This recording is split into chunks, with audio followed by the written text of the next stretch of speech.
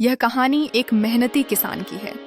वह रोज सुबह अपने खेत में कड़ी मेहनत करता था। एक दिन जब वह कुदाल चला रहा था तो उसे जमीन में गड़ा हुआ एक पुराना संदूक मिला।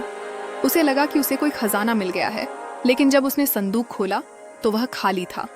वह बहुत निराश हुआ, पर तभी उसकी नज़र संदूक के कोने में पड़ी एक मुड़ी हुई कागज पर गई।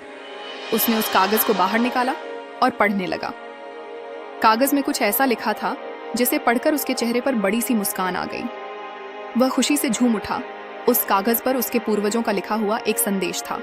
उसमें लिखा था कि असली खजाना जमीन के नीचे नहीं, बल्कि उसी जमीन को मेहनत से जोतने और उसमें फसल उगाने में है।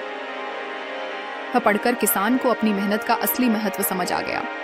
उसने उस दिन से और भी उत्साह और लगन से काम करना शुरू कर दिया, क्योंकि वह जानता था कि उसकी मेहनत ही उसका सबसे बड़ा खजाना है। किसान की मेहनत और लगन का गांव पर अच्छा असर हुआ। अन्य किसान भी उससे प्रेरित हुए और उन्होंने भी अपनी जमीनों पर दोगुनी मेहनत करनी शुरू कर दी। जल्द ही पूरा गांव समृद्ध हो गया। अब गांव में चारों ओर खुशहाली थी। बच्चे स्कूल जाते थे और सभी के चेहरे पर मुस्कान रहती थी। गांव के लोग किसान का बहुत सम्मान करते थे और उसे अपने गांव का सबसे समझदार व्यक्ति मानते थे।